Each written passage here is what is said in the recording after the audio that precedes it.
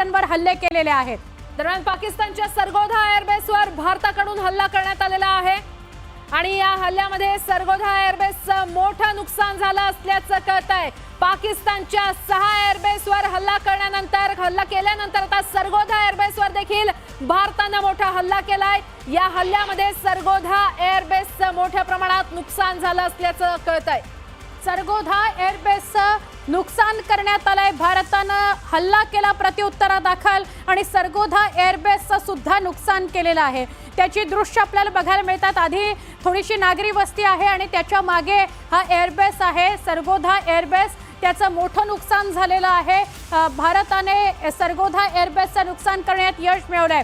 तुम्ही आमच्या एक एअरबेसला लक्ष्य कराल तर आम्ही तुमचे 5 एअरबेस नस्तराभूत करू, हेच उत्तर भारत देत आहे। पण हे सगळी जी कारवाई आहे भारताची ती प्रत्युत्तरादाखल आहे। तुम्ही रात्री अंधारात हल्ले करताय त्याला उत्तर आम्ही देतो आहोत। दरम्यान सीमेपलीकडून पाकिस्तानच्या नापाक कारवाई अजूनही सुरूच आहेत आणि त्यावर भारतानं आता चोख प्रत्युत्तर दिलेलं आहे। जम्मू सेक्टरमध्ये बीएसएफच्या पोस्टवर पाकनं विनाकारणच गोळीबार करायला सुरुवात केली।